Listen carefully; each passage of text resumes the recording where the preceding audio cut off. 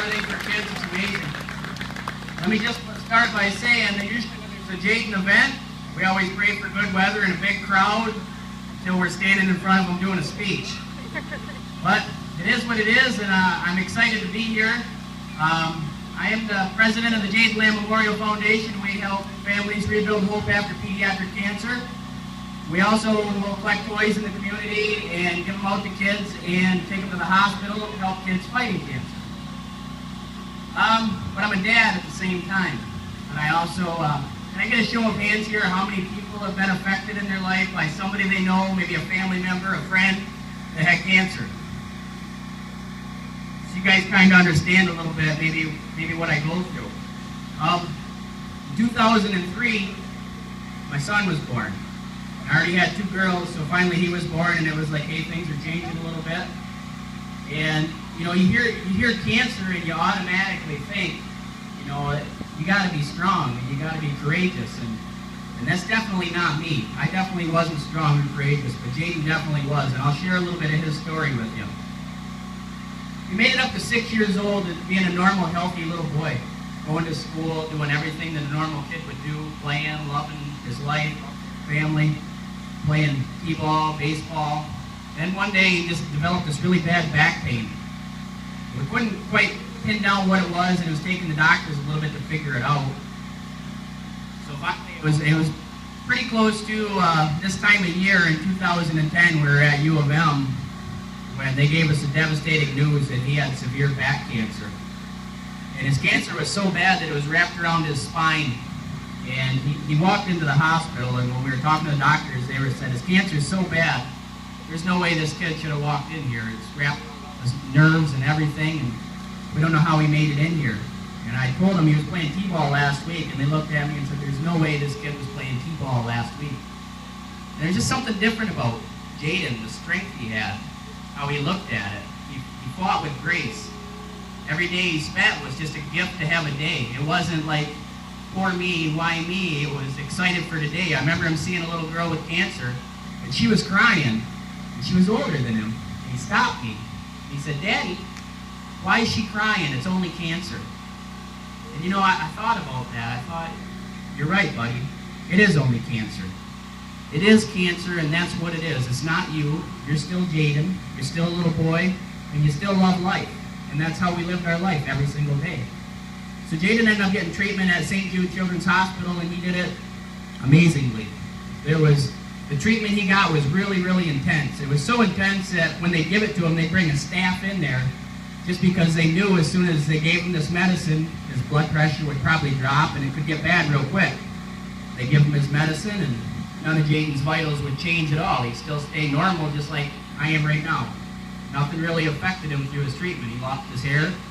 I remember being at the Memphis Zoo with him, and it's pretty devastating when you're standing with your 6-year-old son and he grabs a handful of hair and he says, Daddy, I'm losing my hair. And there's really no way to explain to a kid why he's losing it, but we just try to keep moving on thinking it's only cancer. And in our mind we always thought we were going to beat it. We never really thought, you know, cancer would take us. Jayden was able to get back into school and keep fighting. And he still carried every day with grace. He didn't look back and think, you know, where am I going to be, or what am I going to do, or how is this going to come out? He just thought, let's just have fun. Let's just be, you know, have every day that we can. And then things kind of took a turn for a worse about this time for Jayden in 2012. It was around June. He ended up having a real bad seizure. And I remember racing to be by his side, and his whole left side was paralyzed. But before that, he was fully functional and normal. This is our first real effect we got from him. And I remember him looking up at me, and he was asking me, is Daddy's little buddy going to be okay? Is Daddy's little buddy going to be okay? And I didn't know what to say to him, so I lied. I told him, yes, you are. And then he started singing in a mumbled voice because his speech was slurred from losing half of his body functions. He started singing, Jesus Loves Me. And it was beautiful to hear him sing it, to know his faith was that strong. He went down to the hospital, and at the time we thought he had a stroke. And I remember kind of praying a little bit that he did. And that sounds terrible.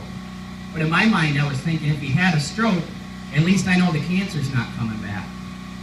But when the doctors come in with that devastating news and said his cancer's growing, that's what's causing his tumors, it's only a matter of time. You might want to get things in order with him. Well, Jayden started losing his memory. He couldn't really talk very often. If I'd leave the room and come back, he'd say, "Daddy, when did you get here? Where have you been? You look just like my daddy." He just kind of didn't know things. It was weird the way he just couldn't understand who I was. It was almost like I was somebody that he used to know. And I remember thinking one day, I wonder if he knows what's going on, because sometimes the words just come out so wrong. I just wonder if he knows. So I'm sitting on the living room with one day, and he just said, "Hey, Daddy, just so you know, I always know what's going on. The words just come out wrong." And it kind of put that into perspective, what I was thinking. You know, are they coming out wrong? I didn't tell him. He just kind of guessed that. Why would he guess what I was thinking? Well, we kept trying to, we'd always take one step back, 2 steps back, and 1 step forward, but I'd focus on the 1 step forward. And I always thought, he's getting better. I didn't notice that he was getting worse and worse and worse. Looking back on videos, I think, man, he was really sick. But being focused in it, I didn't think of that. At this time now, Jayden's 8 years old, and it's hard to look at an 8-year-old kid and tell him he's not going to be here anymore, so I couldn't do it. But I still always focused on the positive. And I remember I was at work, and I'm thinking to myself, is Jayden ever going to grow up? Is he ever going to go on a date? Is he going to fall in love? He doesn't really have much of a memory anymore. Is he ever going to, go to prom? Is he going to be able to build a car? He loves cars. Are we going to get one on his 16th birthday and put everything we can into it? And for whatever reason, after that, my mind focused on, is Jayden ever going to get married? And I thought about it, and thought about it, and thought about it. And then I went home, and I woke Jayden up after he was sleeping. "It's time to get up for school, little buddy, we got to go." And he looked at me right in the eye. And he said, "Daddy, I'm never going to get married." My heart sunk, because I didn't tell anybody what I was thinking. So I looked at him and I said, "Why would you say that, little buddy?" And he said, "God needs me more. I was your angel before I was born." I didn't know what to take of that. I didn't tell anybody what I was thinking. Now he's telling me that God needs him more. So I'm just trying to take it with respect, but I sent him to school. Later that day I got a call from his school that he had a severe seizure. So Jayden was taken to U of M hospital. And there he got an MRI done where they said there's nothing else we can do for your son. You're going to have to send him home on hospice. And I knew that by him telling me.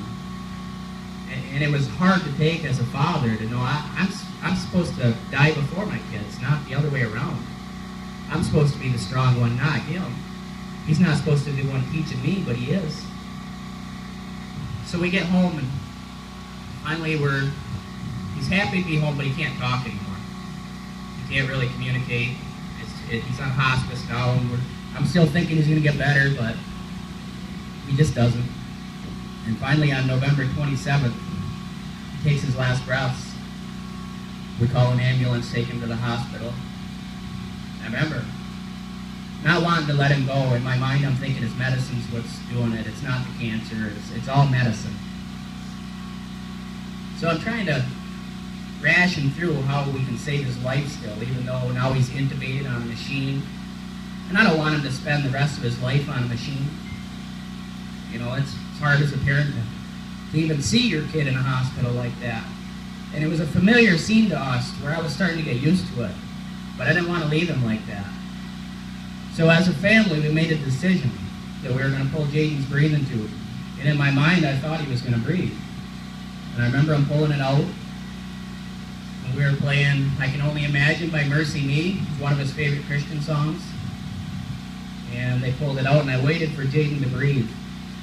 But he just didn't. And I remember looking down and holding him, and Brad Paisley, Water, came on as he passed, his favorite song.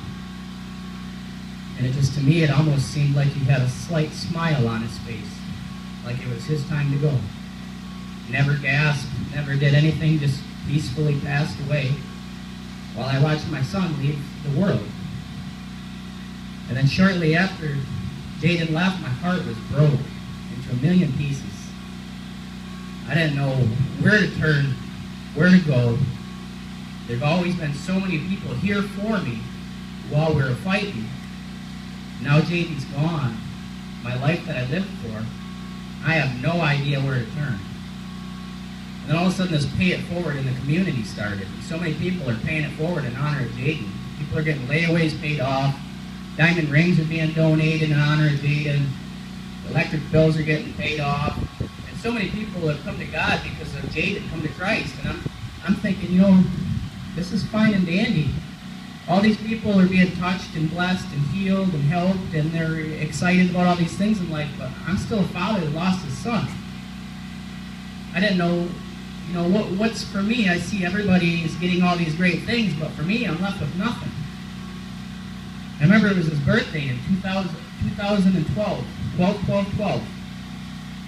And I was talking to my wife, and I said, I understand that God needs me more. I see all these people are being helped, and I get it. But he told me he was my angel before he was born. What does that mean? Do you think he was? And to humor me, I believe my wife said, yeah, he was. So we go on with Jayden's birthday party, live life normal. Well, 2 days later, we get a letter in the mail. And, well, let me back up a little bit. When I asked if he was my angel before I was born, my wife said, yeah, well, I was thinking of a time where I was injured real bad in my life, where I would need an angel. I worked at Cedar Point in Ohio. And while I was there, my buddy was driving a Mustang, real fast car, around the causeway. He was coming around the corner as fast as he possibly could. I don't know why we did, but it was fun. It's one of the things people do with cars, I guess. We ended up going head-on with a bus, but we just barely missed it. And then we started spinning out. We crashed head-on into the bridge. The car was so damaged that there was pieces hundreds of yards away. I was in the car and I didn't have any pain at all. I thought I was dead at the time. And I remember my buddy, I look over at him, he's passed out. There's a girl passed out in the back. And in my mind, I'm thinking, I'm dead. Why am I here? I get out, the police show up, they try to push me away from the accident. They said I wasn't involved. So I asked my wife, I said, do you think he was with me that day? Because I wasn't hurt. That's the only time I can think of. And she said, yeah, probably. Well, 2 days later, we get a letter in the mail. And what it said was, we released balloons on your son's birthday. We're sorry for your loss. We've enclosed a self-addressed envelope for whoever receives them. Please return them to the Lamb family so they can see how far their little angel's wings have spread. So it says flip over. We flip it over and it said, we're sorry for your loss. We received these balloons in honor of your precious son in Avon, Ohio, right next to Cedar Point. And that's the only letter to this day that me and my wife got of anybody releasing any balloons 2 days after. So I started to realize, you know, everybody gets this, what everybody got, and I realized what I got is I found Christ through the loss of my son, which is it's sad, but it's great at the same time. But I also realized that there's a lot of families that hurt. There's families that hurt that lose children. You know, when it comes to cancer and kids, it's devastating. It is to lose anybody, but that's what we know. So we decided to start the Jayden Lamb Memorial Foundation. And you guys see this car show as a great event, and I do too, but I see it as being able to help people that go through what we go through. Help them as far as when you walk by your child's room and you still see the Lego project they're building that they'll never finish, or the clothes in their drawer, or the clothes on their floor that they'll never wear again. And it just breaks my heart, but to be able to help them. So far with events like this and other events, we've been able to help 3 families that lost kids to cancer. We come in and we help them get away. We help them rebuild as a family. We sent one family to Hawaii that lost an 8-year-old son. We sent another family to Disney that lost a child. We're working on our 3rd one right now. They just lost their child to cancer, and they were getting ready to go on a Make-A-Wish trip. And right before they went, their child passed away. So they weren't able to go. So the Jayden Lamb Memorial Foundation is going to step in and help them and their 3 other children be able to go to Disney and rebuild as a family. So we're just very honored to be here and be part of this event. It's amazing. I thank you guys for listening. Again, I'm Tom Lamb from the Jayden Lamb Memorial Foundation. Thank you to Rides for Jayden. It's amazing what you guys do. Thank you for listening to my story.